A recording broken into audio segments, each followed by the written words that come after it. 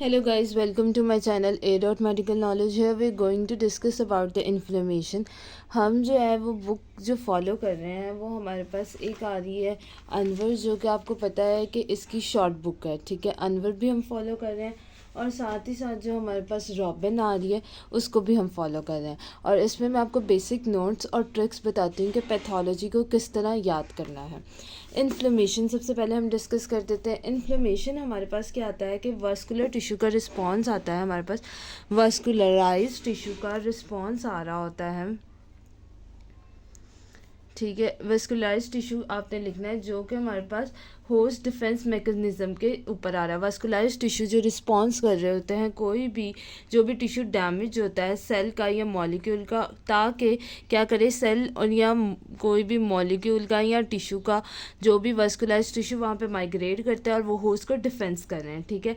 और वो एलिमिनेट करे, एक डेफिनेशन में भी चीज़ लिखनी है कि वो एलिमिनेट कर रहे हैं किसको, ऑफेंडिंग एजेंट को। कोई भी ऑफेंडिंग एजेंट जो आया उसको एलिमिनेट भी यही कर रहे हैं, ठीक है। देन उसके बाद ना इसमें 5 स्टेप्स आ जाते हैं जो कि इम्पॉर्टेंट है, ठीक है। 5 स्टेप्स में आपने पहला लिखना है कि सबसे पहले आता है कि रिकग्नाइज करना है, ठीक है। रिकग्नाइजेशन आप लिख दें, ये 5 आर होते हैं, ठीक है। इसको आपने कहना है ये 5 आर है। रिकग्नाइज करने के बाद इसे रिकरिमेंट आ रहा होता है, रिकरिमेंट के बाद इसमें रिमूवल आ रहा होता है, रिमूवल के बाद यहाँ पे रेगुलेशन आ रहा होता है और रेगुलेशन के बाद यहाँ पे रिपेयर आ रहा होता है, ठीक है। ये इसके नीचे लिख लेते हैं, चलें। रिपेयर आ रहा होता है। ये 5 आर्स होता है, ये मोस्ट इम्पोर्टेंट आर होते हैं, ठीक है। इसमें सबसे पहले रिकग्नाइज किया, होस्ट ने डिफेंस मैकेनिज्म के ज़रिए कोई भी ऑफेंडिंग एजेंट आया उसको रिकग्नाइज किया। देन उसके बाद रिकरिमेंट आ रहा था। रिकरिमेंट में क्या होता है कि प्लाज्मा प्रोटीन या ल्यूकोसाइड जो होता है वो मूव कर रहे होते हैं। देन उसके बाद आ जाता है रिमूवल। रिमूवल में हमारे पास ल्यूकोसाइड या प्रोटीन जो होती है हमारी कॉम्प्लीमेंट्री प्रोटीन जो आगे हम डिटेल में पढ़ेंगे वो मूव कर रही होती है। देन उसके बाद रिपेयर आ रहा होता है। रिपेयर में क्या हो रहा होता है कि रिपेयर स्टार्ट होने लग जाए, रेगुलेशन स्टार्ट होती है और रिपेयर की में हमारे पास क्या आती है, हीलिंग आती है।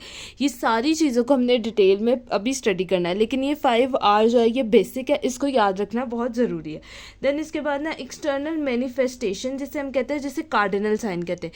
ये कार्डिनल साइन जो है ना ये मोस्ट इंपॉर्टेंट है। इसकी भी एक निमोनिक्स भी मैं आपके साथ शेयर करती हूँ ताकि निमोनिक्स से जो है वो चीज़ें अच्छे से याद आती है।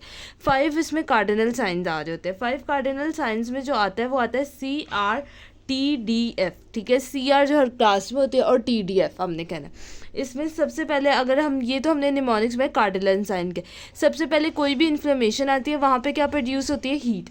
हीट जब प्रोड्यूस होती है वो वाला एरिया आपको रेडनेस में आ रहा होता है। रेडनेस के बाद वहाँ हो रही होती है स्वेलिंग।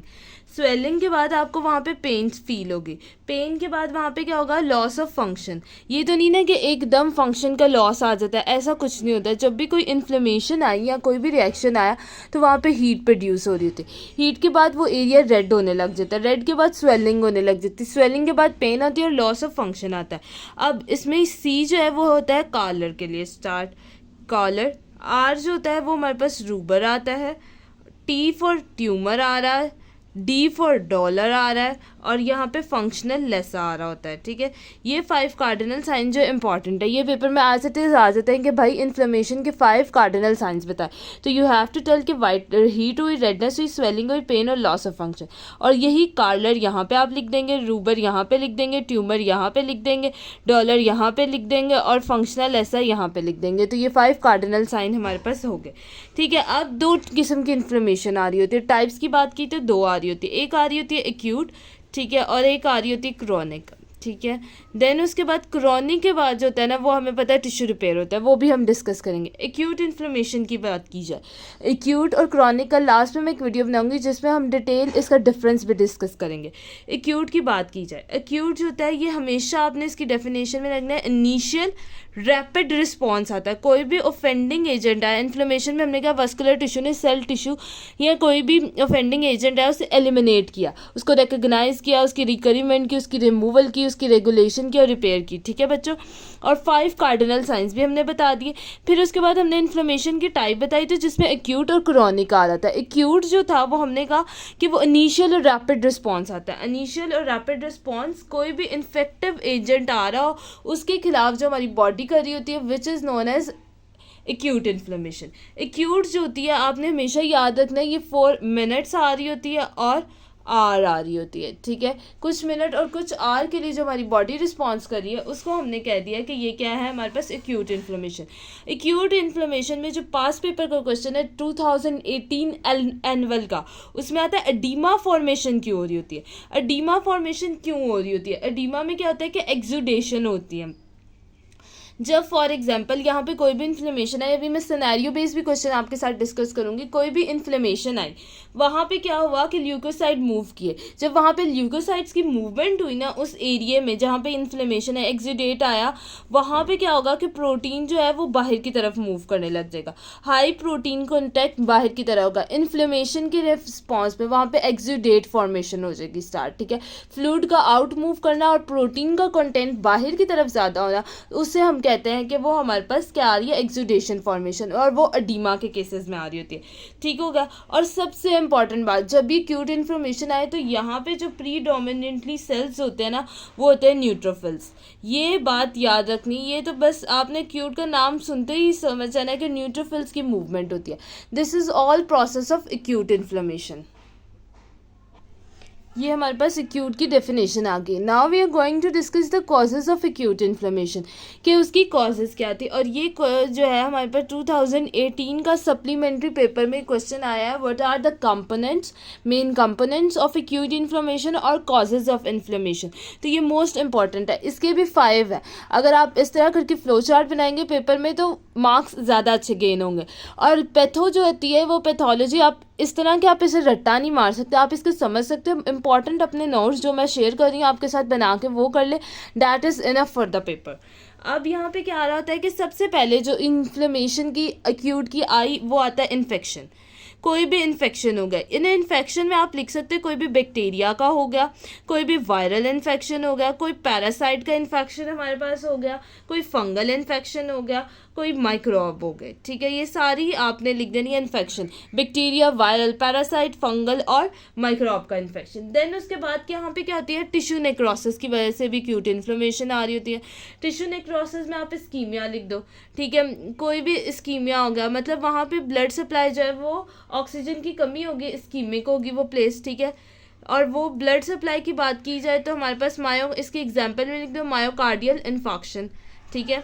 इन एग्जाम्पल भी मैं बता रही क्योंकि इंपॉर्टेंट है, वो वैसे भी पेपर में इन्फेक्शन कहेंगे, मायोकार्डियल इन्फाक्शन इस्कीमिक में आ रहा है तो वो क्या है, क्या इसकी कॉज है, तो यू हैव टू टेल ये एक्यूट इन्फ्लेमेशन में आ रहा है, ठीक है, क्योंकि इस्कीमिया और टिश्यू नेक्रोसिस हमने पढ़ा है। देन उसके बाद जो तीसरा पॉइंट आता है वो आता है फिजिकल एजेंट। फिजिकल एजेंट की बात की जाए तो फिजिकल एजेंट में जो है वो आपने सबसे पहले लिखना है, कोई भी हमारे पास थर्मल आ गया, थर्मल इंजरी पेशेंट की हुई है उसमें भी आपको एक्यूट इन्फ्लेमेशन होगी। देन उसके बाद मैकेनिकल ट्रॉमा, ये इतना इंपॉर्टेंट क्वेश्चन है इसलिए मैं इसको थोड़ी डिटेल में भी आपको इसके पॉइंट्स बता रही हूँ, क्योंकि ये एज सिनेरियो में आ जाता है कि फॉर एग्जांपल नर्स केम, अभी हम सिनेरियो भी डिस्कस करेंगे, नर्स केम, उसके थर्मल इन्फ्लेमेशन होगी या उसने सिरिंज को बंद करते हुए उसके हाथ पे चुभ गई, तो ये क्या किस प्रोसेस की तरफ मूव कर रहा है, तो हमने फ़ौरन बताना होता है कि ये एक्यूट इन्फ्लेमेशन है। तो हमें अगर ये फिजिकल एजेंट में पता ही नहीं होगा कि कौन कौन से, तो हम हाउ कैन वी टेल। तो फिर इसमें हमने सबसे पहले क्या लिखी, थर्मल इंजरी आ गई। देन हमने इसमें लिख दी कि मैकेनिकल इंजरी आ रही है, फिर कोई भी रेडिएशन की वजह से आ गई, अक्सर औकात शॉक लगता है, इलेक्ट्रिक शॉक उसकी वजह से आ रही होती है, या एटमॉस्फेयर में चेंज जो आ रहा होता है उसकी वजह से भी हमारे पास एक्यूट इन्फ्लेमेशन हो रही होती है। देन उसके बाद फिजिकल एजेंट के बाद केमिकल एजेंट की आपने बात कर ली। केमिकल एजेंट में आप लिख सकते हो कोई भी एसिड आ गया, कोई एल्कलाइल आ गई, कोई इंसेक्टिसाइड, पेस्टिसाइड आप यूज़ कर रहे हो, वो केमिकल एजेंट्स में आ जाता है, ठीक है। देन उसके बाद हमारे पास आता है कि एक हमारे पास फॉरेन बॉडीज़ का लिख लें आप।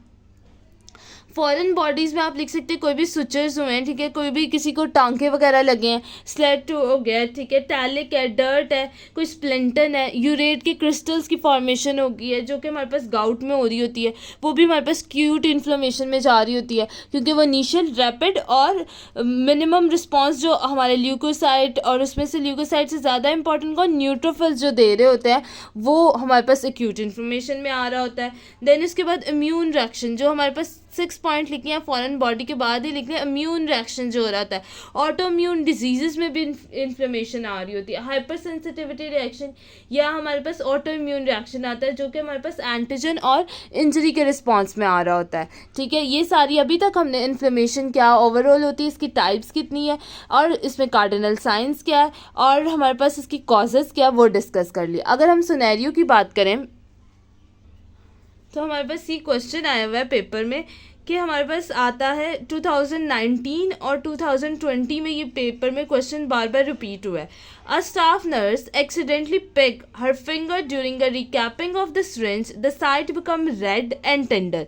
हमने कहा था कार्डिनल साइन में सबसे पहले हमारे पास रेड आ रहा होता है, ठीक है, हीट, और उसके बाद सेकेंड पॉइंट रेडनेस आ रही, मतलब हीट प्रोड्यूस हो गई, उसके बाद रेडनेस कॉज हो रही है। ठीक हो गया। अब वो कहते हैं कि डिफाइन इन्फ्लेमेशन, उसमें उसने नेक्स्ट ये सिनेरियो बता दी कि नर्स ने सिरिंज के ऊपर कैप लगाते वक्त उसको वो सिरिंज जो थी वो चुभ गई, तो अब बताएं कि उसके अंदर कौन सी इन्फ्लेमेशन, पहले आप इन्फ्लेमेशन को डिफाइन करें, देन उसकी कॉजेज बताएं एक्यूट इन्फ्लेमेशन में है। तो हम सबसे पहले कहेंगे इन्फ्लेमेशन जो है वास्कुलर टिश्यू का रिस्पॉन्स है कोई भी फेंडिंग एजेंट के खिलाफ, और रेडनेस आ रही है, हमारे पास कार्डिनल साइन है जो कि हमें बता रहा है कि ये इन्फ्लेमेशन का प्रोसेस है। देन उसके बाद कॉजेज में आप बता देंगे इसमें कोई भी फिजिकल एजेंट हुआ है जिसकी वजह से क्या हुआ, मैकेनिकली किसी चीज़ को टच किया है जिसकी वजह से इन्फ्लेमेशन हुई है, विच इज़ एक्यूट इन्फ्लेमेशन।